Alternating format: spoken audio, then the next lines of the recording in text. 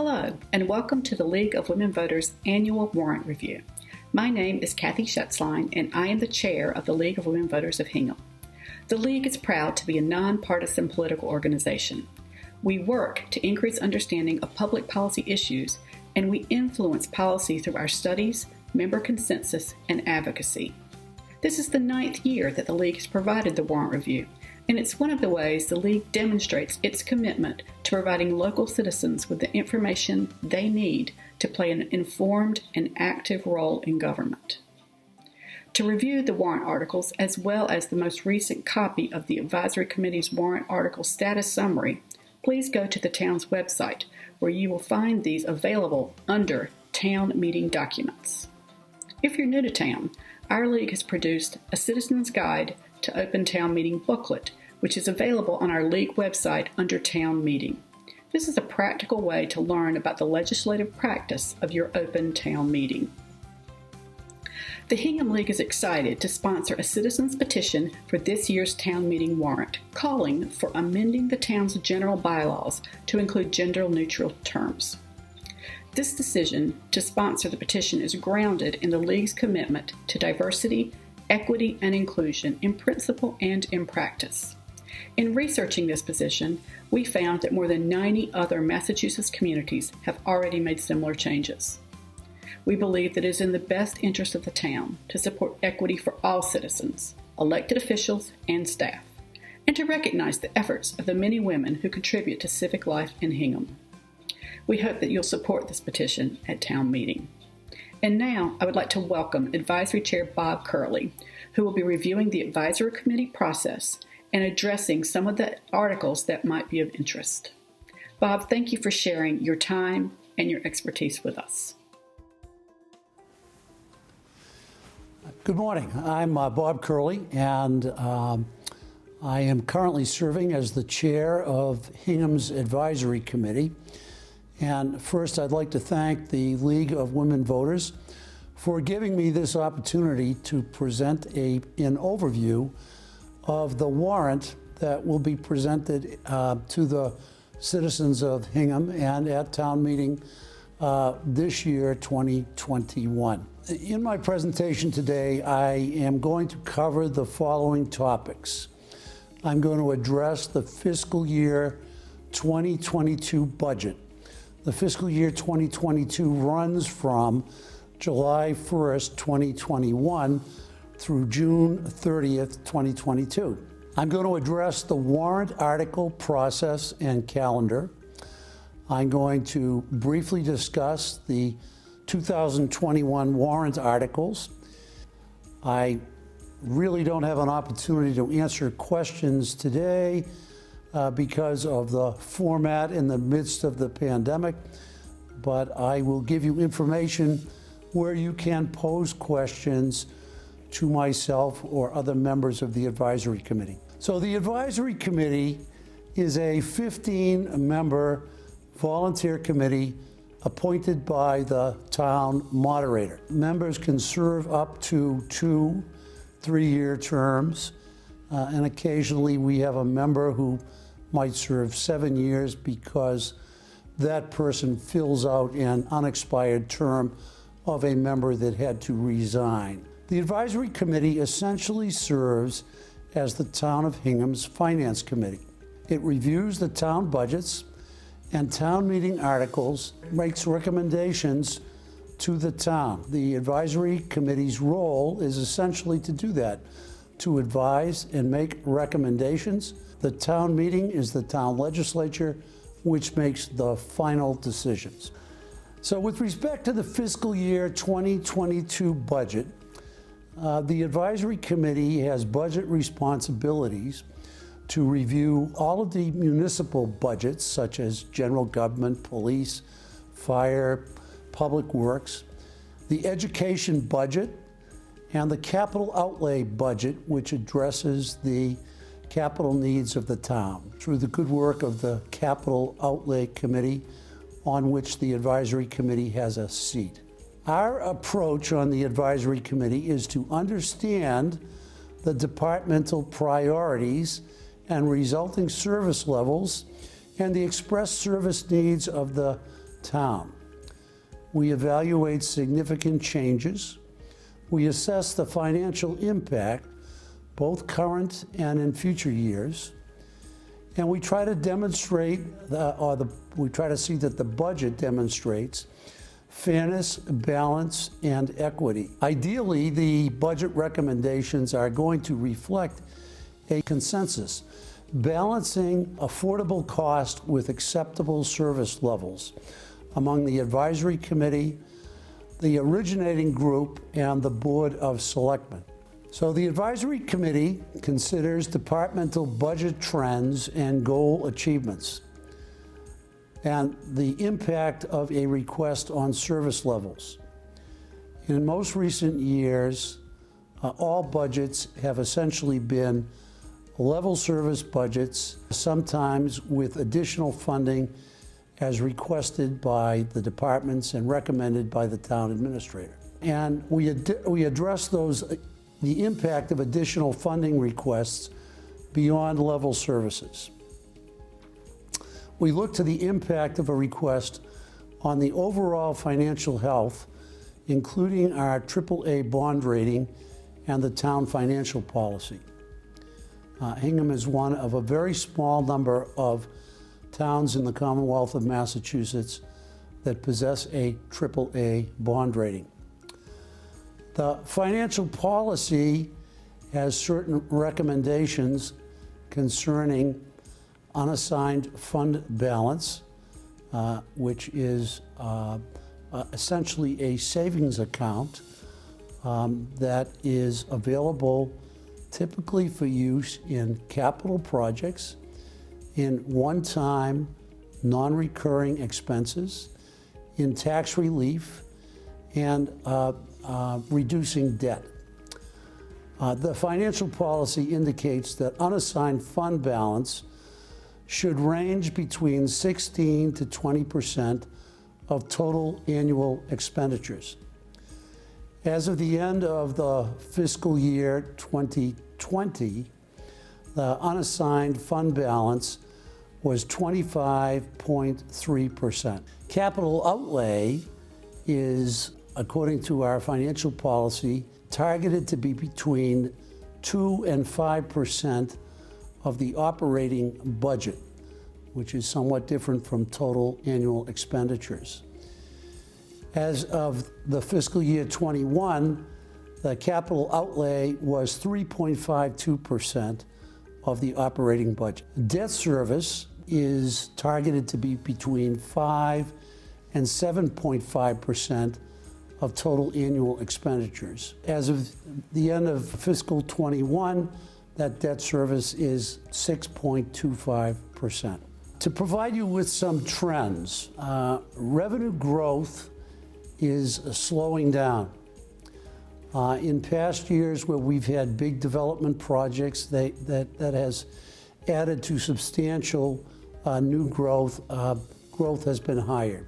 So for example, as shown on this bar graph, between fiscal year 11 and 15, overall growth of revenue was 4.01%. Between fiscal year 16 and 20, that slowed down to 3.68%. And the forecast, which is done on a conservative basis for fiscal year 21 to 25, is 2.33%. Of course, the pandemic has had a significant impact on aspects of new growth and local receipts, especially meals tax receipts and auto excise tax receipts. State aid, fortunately, has remained at the levels that were previously forecast despite the pandemic. The fiscal year 2022 proposed budget is $134 million. Now, there is, I will note, a significant addition to the fiscal year 22 proposed budget, and that is the Weir River water system, whose budget is roughly $14 million. So, for example, if we looked at this pie chart last year, the share of the education budget was 49%. This pie chart shows that it's 46%. If we were doing apples to apples with the same type of budget requests without the Weir River water system, the education share would be going up. I have included some slides on operating budget trends, which are probably a little difficult to read, but sort of the numbers in the dead center of the slide are the significant ones that look at growth of the municipal budgets and the education budgets over the recent term. So the municipal budgets are growing at roughly 2.6%, and the education budgets have been growing at roughly 4.5%. Revenue through the tax levy, of course, increases every year at 2.5%, and that disparity between growth above 2.5% and budget growth in excess of 2.5% to 3% is a structural deficit that will need to be addressed either through management or other financial measures. So this is a similar slide of the percentage of total spending by budget category. Again, it's a little difficult to read, but again, it basically gives sort of the same information that the last slide gave. The capital outlay from tax levy has actually been increasing over the years, and that's because the town has made a commitment to increase capital expenditures. As recognized in the financial policy, a failure to address capital needs ultimately will result in additional expense to the town. So this year, the amount of available capital may be increasing from $2.6 million to $3.1 million, but that process is still under consideration in conjunction of the overall financial review of the town this year. So the fiscal year 22 budget process involves forecasting. And the forecast as of February 22nd, 2021 indicates a $4.5 million budget deficit, and that is after applying $2.3 million of unassigned fund balance to offset one-time losses of revenue and non-recurring expenses related to the pandemic. So the last update of the forecast was on February 22nd. That next update will probably drive the deliberations concerning the budget, which needs to be finalized by the end of March. The budget review of the Board of Selectmen is ongoing, and all budgets are expected to be voted by the Board of Selectmen by mid-March. The budget review of the Advisory Committee is ongoing, and it will vote all budgets before the end of March. We are all responsible to present a balanced budget. The town meeting process is basically outlined on this chart. The proponents of warrant articles are typically the Board of Selectmen, the Planning Board, Community Preservation Committee, other town committees and departments, as well as citizens' petitions. The Assistant Town Administrator monitors the flow of the consideration of warrant articles, both preliminary by the Board of Selectmen typically, and then by the Advisory Committee. The Advisory Committee submits its completed comments and recommended actions on budget articles, which are then reviewed by the town moderator and town council, as well as town real estate council, where that article involves real estate. Then the warrant is prepared and is delivered to the citizens at least 7 days before the town meeting, and the town meeting will ultimately decide the action to be taken on the warrant articles. So the town meeting calendar, per the town bylaw, in ordinary times requires a town meeting on the fourth Monday in April. This year, because of the pandemic and because of the need to have our third outdoor town meeting.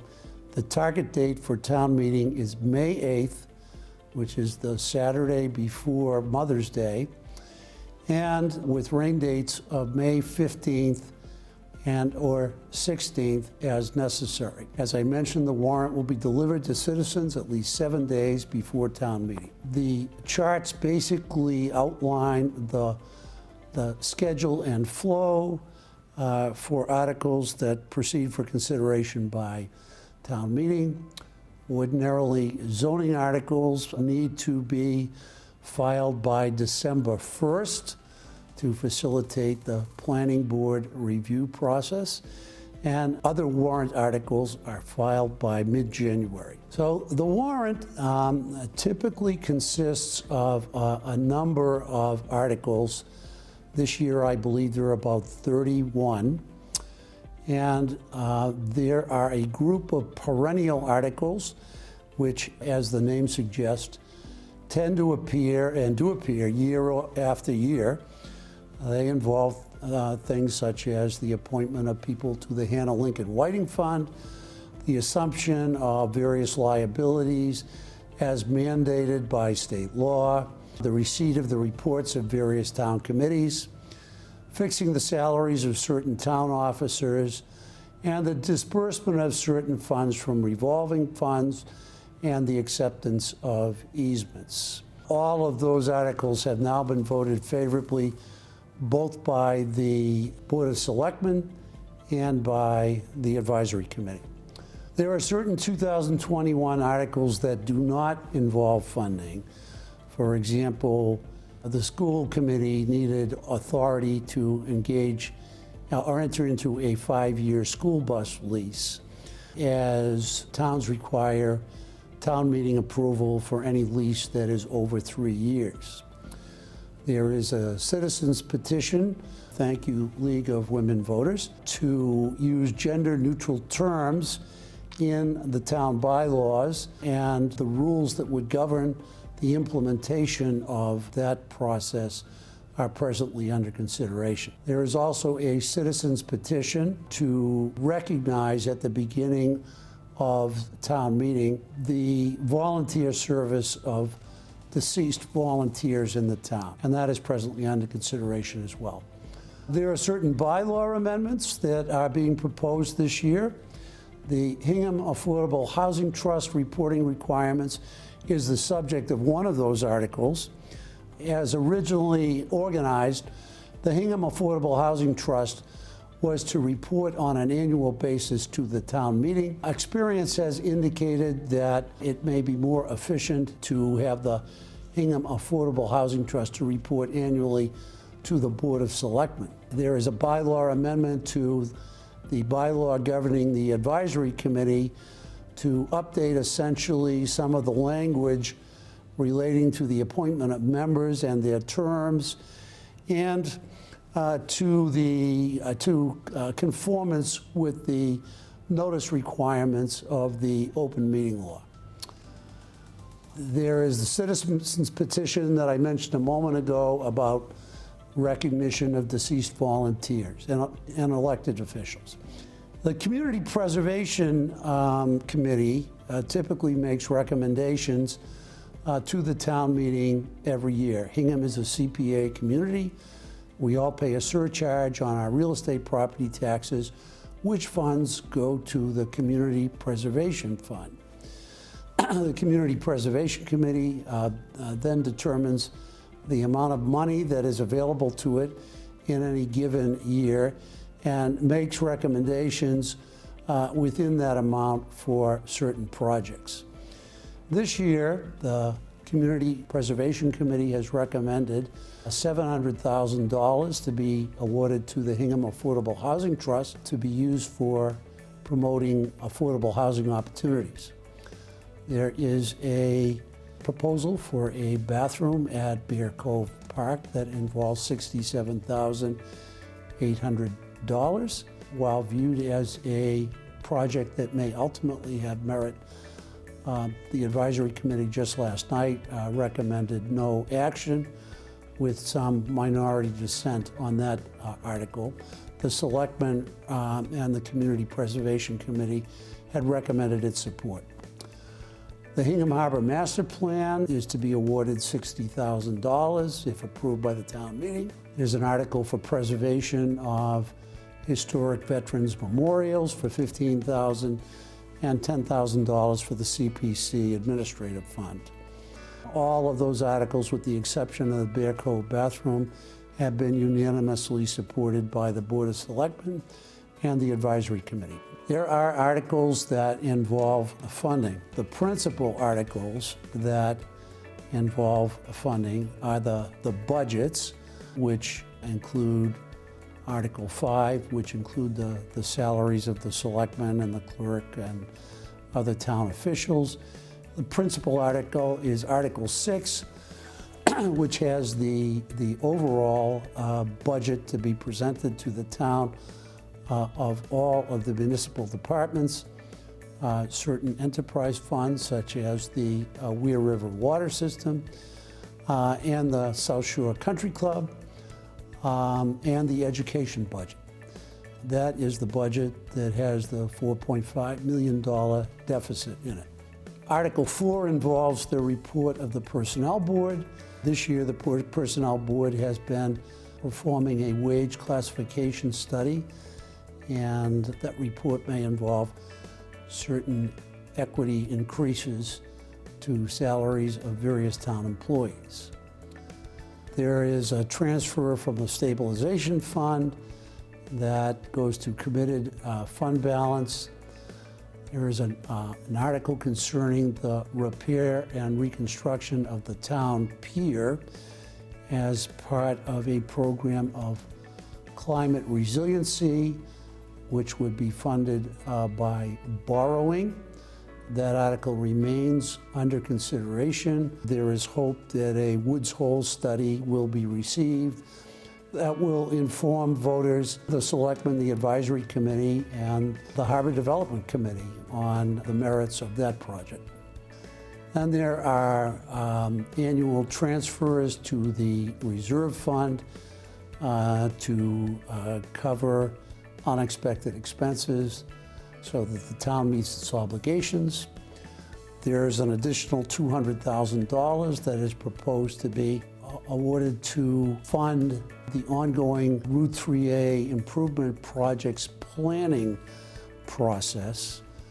And that article has been voted favorably by both the Board of Selectmen, the Advisory Committee, and the Planning Board at this time.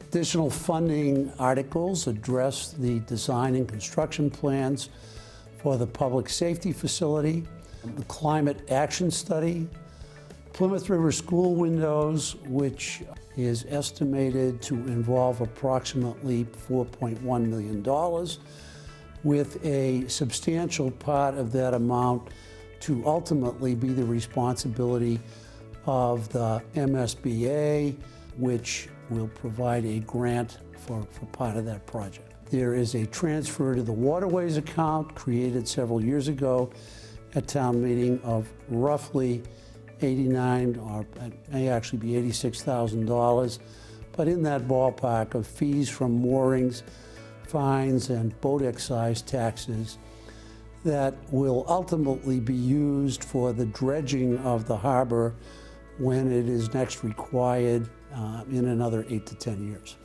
There are certain zoning bylaw amendment articles. There are 2 articles presently that relate to floodplain updates, which may ultimately be consolidated in some way as they relate to the same topic. And there is a citizen's petition that relates to accessory dwelling units, which are not attached to a dwelling. And that is a petition that remains under consideration. I will note that this year, due to legislative changes at the state level, that unlike the past practice of requiring a 2/3 vote, now that housing articles relating to zoning only are going to require a majority vote. So to the extent that voters, citizens want to follow the warrant process, the following resources are available. The Town of Hingham website lists the calendar and agendas for hearing dates of the various boards and committees, including the Board of Selectmen and the Advisory Committee, with respect to the deliberations that those boards are going to undertake publicly with respect to determining their budget recommendations. The Advisory Committee page on the town website lists the current status in what we refer to as the WAST, the Warrant Article Status Summary, of each of the articles as they are voted by the Board of Selectmen, Advisory Committee, and then submitted to the Town Administrator. There are the current warrant articles, the forecast. The calendar is actually presented more in the minutes of the Advisory Committee this year, as we've had so much uncertainty in the midst of the pandemic. There is also a citizen's guide to participating in town meeting. So it is our future, our choices, and our town. I thank everyone that has taken the time to watch this for your interest, and look forward to seeing great participation in our town meeting. Again, I thank the League of Women Voters. So if you have any questions concerning this presentation, on the Advisory Committee webpage, there is a feature that allows you to submit those questions. I typically distribute anything we receive to the Advisory Committee, to the full Advisory Committee, or if anybody wants to contact me concerning any question you have concerning this presentation or other matters relating to the Advisory Committee, my email address is rac@curleylaw.com, curleylaw.com. Happy to communicate with you. Thank you very much again. Thank you, Bob, for your presentation and for your service to the town. We look forward to seeing all of you at Open Town Meeting in May. This has been a presentation by the League of Women Voters of Hingham. We invite you to view our website for more information, and please consider joining the League. Thank you.